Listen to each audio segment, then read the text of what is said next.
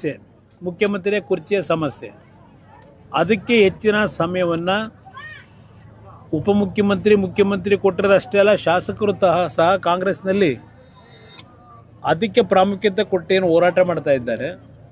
ಇವತ್ತು ಯುವಕರ ಬಗ್ಗೆ ಕಿಂಚಿತ್ತು ಚಿಂತನೆ ಇಲ್ಲದೆ ನೀವು ಗಮನಿಸ್ತಾ ಇದ್ದೀರಿ. ಇವತ್ತು ಯಾವುದೋ ಟಿ ವಿಲಿ ತೋರಿಸ್ತಾ ಇದ್ರಿ, ಉತ್ತರ ಕರ್ನಾಟಕದಲ್ಲಿ ನಮ್ಮ ಯುವಕರಿಗೆ ಸ್ಪರ್ಧಾತ್ಮಕ ಪರೀಕ್ಷೆಗಳಲ್ಲಿ ಅಂದರೆ IAS, KSಗೆ ಪರೀಕ್ಷೆಗಳಲ್ಲಿ ಪ್ರವೇಶ ಪಡೀಲಿಕ್ಕೆ ಏನೋ ಒಂದು ದೊಡ್ಡ ಮಟ್ಟದ ಬಿಲ್ಡಿಂಗ್ ಕಟ್ಟಿಸಿದ್ದಾರೆ. ಅದು ಎಷ್ಟು ಲಕ್ಷ ಕಟ್ ಮಾಡಿದ್ದಾರೆ ಕೋಟಿ. ಇವತ್ತು ಅವರಿಗೆ ವೇತನ ಇಲ್ಲ, ವಿದ್ಯಾರ್ಥಿ ವೇತನ ಇಲ್ಲ. ಪ್ರಾಮಿಸ್ ಮಾಡಿ ಆ ವಿದ್ಯಾರ್ಥಿಗಳಲ್ಲಿ ಕಲೀಲಿಕ್ಕೆ ಬಂದರೆ ಅವ್ರನ್ನ ಬೀದಿಗೆ ತಂದು ನಿಲ್ಲಿಸಿದ್ದೀರಿ. ಇದು ಈ ಸರ್ಕಾರ ಕೊಟ್ಟಿರತಕ್ಕಂಥ ಕೊಡುಗೆ. ಹೇಳ್ತಾ ಹೋದರೆ ಹಲವಾರು ವಿಷಯಗಳನ್ನು ಹೇಳ್ಬೋದು ಇಲ್ಲಿ. ಅದರಿಂದ ಈ ಸರ್ಕಾರ ಇವತ್ತು ಜನವಿರೋಧಿ ಸರ್ಕಾರ ಅನ್ನೋದನ್ನು ಈಗಾಗಲೇ ಮನೆ ಮನೆ ಮಾತಾಗಿದೆ. ಯಾರ ಬಗ್ಗೆ ಭಯಭಕ್ತಿ ಇಲ್ಲ. ಇವತ್ತು ಹಲವಾರು ಇಲಾಖೆಗಳಲ್ಲಿ ಹಲವಾರು ರೀತಿಯ ಅಕ್ರಮಗಳಾದರೂ ಅವ್ರು ಹೇಳ್ತಕ್ಕಂಥದ್ದು ಒಂದೇ ದಾಖಲಾತಿ. ಇವರು BJP ಮೇಲೆ 40% ಹೇಳಿದ್ರಲ್ಲ, ಏನೋ CM ಅಂತೇಳಿ ಎಲ್ಲ ಕಡೆ ಒಂದು ಇದನ್ನು ಅಣಿಸಿದಾರಲ್ಲ, ಪೋಸ್ಟನ್ನ. ಯಾವ ದಾಖಲಾತಿ 2.5 ವರ್ಷದಲ್ಲಿ ಇಟ್ಟರು ಸರ್ಕಾರ ಬಂದ ಮೇಲೂ?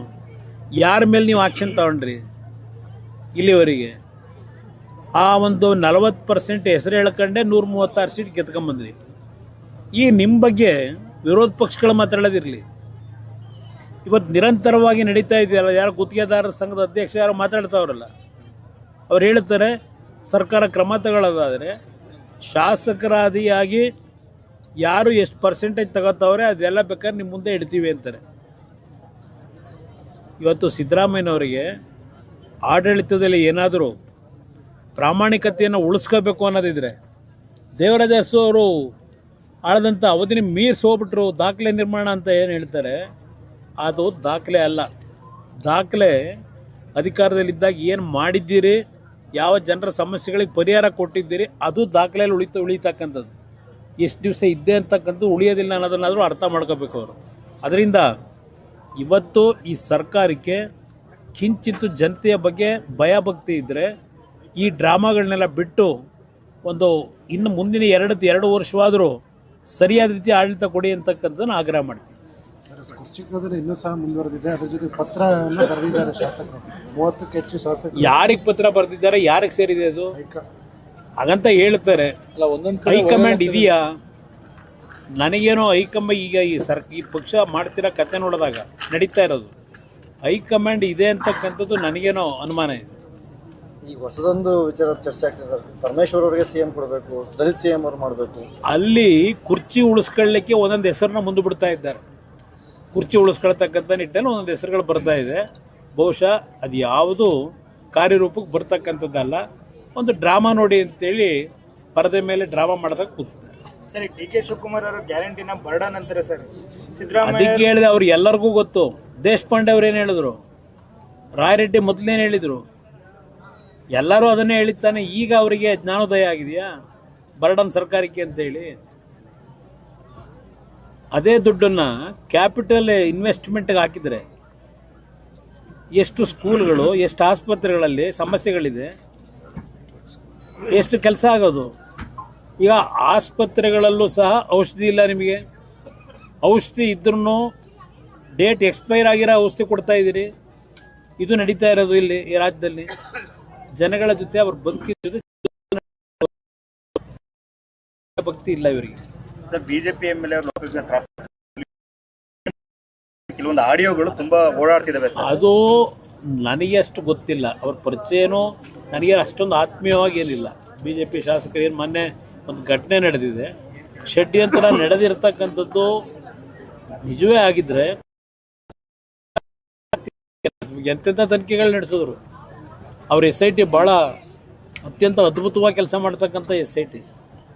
ಆ SIT ಬಹುಮಾನಗಳು ಬೇರೆ ಕೊಡ್ತಾರೆ. ಸಮಾವೇಶದ ನಾಳೆ ದಿನ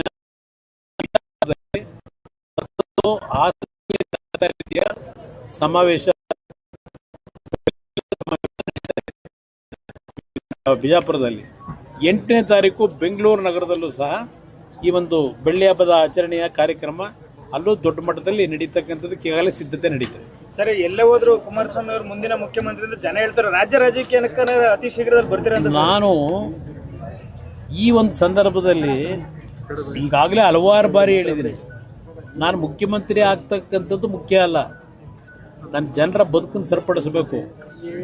ಈ ಕೆಟ್ಟ ರೀತಿಯ ಸರ್ಕಾರ ಏನು ನೋಡ್ತಾ ಇದ್ದೀವಿ, ಈ ಸರ್ಕಾರ ಹೋಗ್ಬೇಕು. ನನಗೆ ಮುಖ್ಯಮಂತ್ರಿ ಆಗೋದು ಆಮೇಲೆ ಯಾರಾಗಬೇಕು ಅನ್ನೋದು ನೋಡೋಣ. ನನಗೆ ಬೇಕಾಗಿರೋದು ಸರ್ಕಾರ ತೆಗಿಬೇಕು ಅನ್ನೋದಕ್ಕೋಸ್ಕರವಾಗಿ ನಾನು ನಮ್ಮ ಒಂದು ಮೈತ್ರಿಯ ಒಪ್ಪಂದ ಇರತಕ್ಕಂಥ ನಮ್ಮ ಸ್ನೇಹಿತರ ಜೊತೆಯಲ್ಲಿ, ಮಿತ್ರರ ಜೊತೆಯಲ್ಲಿ ನಾನು ಹೋರಾಟ ಮಾಡಬೇಕು ಅಂತಕ್ಕಂಥದ್ದು ಇದೆ. ಜನಗಳಲ್ಲಿ ಅವ್ರು ಕೂಗಬಹುದು, ಎಲ್ಲರ ಬಗ್ಗೆನೂ ಅವ್ರು ಯಾರ್ಯಾರ ಮೇಲೆ ಅಭಿಮಾನ ಇಟ್ಕೊಂಡಿರ್ತಾರೆ ಕೂಗ್ತಾರೆ ಮುಂದಿನ ಮುಖ್ಯಮಂತ್ರಿ ಅಂತ ಹೇಳಿ. ಅದಕ್ಕೆ ನಾವೇನು ಹಿಗ್ಗಬೇಕಾಗಿಲ್ಲ.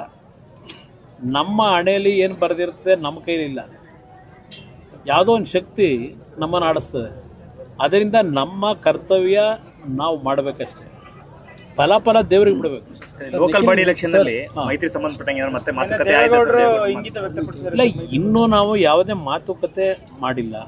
ಆದರೆ ಮಾತುಕತೆ ಮಾಡ್ತಕ್ಕಂಥದ್ದಕ್ಕೆ ಈಗಾಗಲೇ ಎರಡೂ ಪಕ್ಷದಲ್ಲಿ ಒಂದು ವಾತಾವರಣ ತಿಳಿಗೊಡಿಸೋದಕ್ಕೇನು ನಾವೇನೇನು ರಬ್ಬೇನಾಗಿಲ್ಲ. ಎರಡೂ ಕಡೆ ಇದು ಒಂದು ಒಪ್ಪಂದ ಆಗಬೇಕು ಅಂತಕ್ಕಂಥದ್ದು ಇದೆ. ಯಾವ ಸಂದರ್ಭಕ್ಕೆ ನಾವು ಕೂತು ಚರ್ಚೆ ಮಾಡ್ಬೇಕು ಮಾಡ್ತೀವಿ. ಸರ್, ನಿಖಿಲ್ ಕುಮಾರಸ್ವಾಮಿ ಅವರು ಅದನ್ನೇ ಹೇಳ್ತಾ ಇದ್ದಾರೆ ಸರ್, ಮುಂದಿನ ದಿನಗಳಲ್ಲಿ ಕುಮಾರಸ್ವಾಮಿ ಅವರು ಸಿಎಂ ಆಗ್ತಾರೆ, ರಾಜ್ಯದ ಜನ ಕೂಡ ಅದನ್ನ ಬಯಸ್ತಾ ಇದ್ದಾರೆ. ಜನ ಹೇಳ್ತಾರೆ ಅಂತ ಹೇಳ್ತಾರೆ. ನಿಖಿಲ್ ಕುಮಾರಸ್ವಾಮಿ ಅವರ ನನ್ನ ಆಯ್ಕೆ ಮಾಡೋದು ಜನ ಹೇಳೋದನ್ನು ಅವ್ರು ಹೇಳ್ತಾವ್ರೆ. ನಿಖಿಲ್ ಕುಮಾರಸ್ವಾಮಿ ಅವರು ಮುಖ್ಯಮಂತ್ರಿ ಆಗ್ಬೋದು. ಮುಖ್ಯಮಂತ್ರಿ ಈಗಲೇ ನೋಡ್ತಾ ಇದ್ದೀರಿ ಸರ್ಕಾರದಲ್ಲಿ ಎಷ್ಟು ಜನ ಮುಖ್ಯಮಂತ್ರಿಗಳಾಗಬೇಕು ಅಂತಾರೆ. 28ಕ್ಕೆ ಮುಖ್ಯಮಂತ್ರಿ ನಾನು ಆಗಬೇಕು ಅಂತ ಇದ್ದೀನಿ ಅಂತ ಹೇಳಿ ಹಲವಾರು ಜನ ಕ್ಯೂ ಇದ್ದಾರೆ. ಅವ್ರನ್ನೆಲ್ಲ ನಾವು ಓವರ್ಟೇಕ್ ಮಾಡಾಗಬೇಕಲ್ಲ, ಅಷ್ಟು ಸುಲಭ ಇದೆಯಾ ನೋಡೋಣ. ಸರ್, ಇವತ್ತು PUC ಪ್ರಶ್ನೆ ಪತ್ರಿಕೆ ಮತ್ತೆ ಲೀಕ್ ಆಗಿದೆ. ಎಷ್ಟು ಅಲ್ಲಿ ಈ ಸರ್ಕಾರದ ಸಾಮರ್ಥ್ಯ ಎಷ್ಟಿದೆ ಅನ್ನೋದನ್ನ ನೀವು ನೋಡಿ. ಈ ಸರ್ಕಾರ ಎಷ್ಟು ಮಟ್ಟಿಗೆ ಕೆಲಸ ಮಾಡ್ತಾ ಇದೆ. ಇವತ್ತು ಆ ಪ್ರಶ್ನೆ ಪತ್ರಿಕೆ ಲೀಕ್ ಆಗ್ತಕ್ಕಂಥದ್ದಕ್ಕೆ ಆ ಒಳಗಡೆ ಇರ್ತಕ್ಕಂಥವರೇ ಮೂಲ ಪುರುಷರಿರ್ತಾರೆ. ಸರ್ಕಾರಕ್ಕೂ ಗೊತ್ತಿರುತ್ತದೆ. ಆದರೆ ಹಿಂದೆನೂ ಏನಾಯಿತು, ಹಿಂದಿನ ಹಲವಾರು ಬಾರಿ.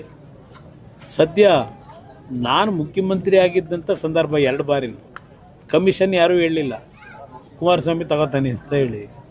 ಪ್ರಶ್ನೆ ಪತ್ರಿಕೆಗಳಾಗಲಿ ಇಲ್ಲಿ ಪಾಪ ನಮ್ಮ ಪೊಲೀಸ್ ಅಧಿಕಾರಿಗಳಿದ್ದಾರೆ, ಹಲವಾರು ನೇಮಕಾತಿಗಳು ಮಾಡಿದ್ವಿ ನಾವು ನಮ್ಮ ಕಾಲದಲ್ಲಿ.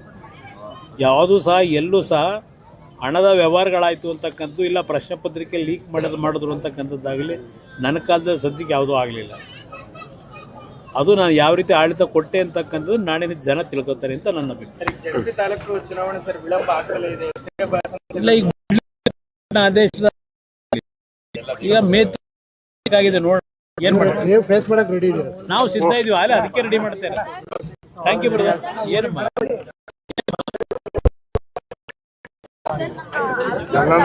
ಏನೋ ತುಂಬಾ ಜನ ಡಾಕ್ಟರ್ ಆಯುರ್ವೇದಿಕ್ ಡಾಕ್ಟರ್ಸ್ ಇದ್ದಾರೆ. ಸರ್ಕಾರಿ ಆಸ್ಪತ್ರೆಯಲ್ಲಿ ಇದ್ದವ್ರನ್ನ ಟ್ರಾನ್ಸ್ಫರ್ ಮಾಡಿದಾರಂತೆ. ಸರ್, ನನ್ನ ಮಗನ್ನೇ 6 ಗಂಟೆಗೆ ಅಡ್ಮಿಟ್ ಮಾಡಿದ್ದು. ಬೆಳಗ್ಗೆ ಜಾವ 8 ಗಂಟೆ ಆದ್ರೂ 10 ಗಂಟೆ ಆದ್ರೂ ಒಂದು ಡಾಕ್ಟರ್ ಬಂದು ನೋಡಿಲ್ಲ. ಬೆಳಗ್ಗೆ 10 ಗಂಟೆಗೆ ಬಂದ್ಬಿಟ್ಟು ಹೆವಿ ಸೀರಿಯಸ್ ಆಗ್ಬಿಟ್ಟಿದೆ, ಹಾಸನ ಕರ್ಕೊ ಹೋಗಿ ಅಂತ ಕಳಿಸ್ಕೊಟ್ಟಿದ್ದಾರೆ. ಸರ್, ಮಕ್ಕಳು ಡಾಕ್ಟರ್ ಅಡಕಲೋಡ್ ತಾಲೂಕಲ್ಲ ಯಾರು ಇಲ್ಲ ಸರ್. ದೊಡ್ಡ ಮಗೆಲ್ಲೂ ಕೂಡ ಡಾಕ್ಟರ್ಸ್ ಇಲ್ಲ. ಎಲ್ಲ ಇರೋರೆಲ್ಲ ಆಯುರ್ವೇದಿಕ್ಕೇನೆ. ಒಂದು ಒಳ್ಳೆ ಡಾಕ್ಟರ್ ಹಾಕೊಡಿ ಸರ್. ಮಾತಾಡ್ತೀನಿ, ಹಾಕ್ಸ್ಕೊಡ್ತೀನಮ್ಮ. ಲೇಟ್ ಆಯ್ತು, ನಾನು ಮಾಡಿಸ್ಕೊಡ್ತೀನಮ್ಮ. ಹಾಕ್ಸ್ಕೊಡ್ತೀನಿ.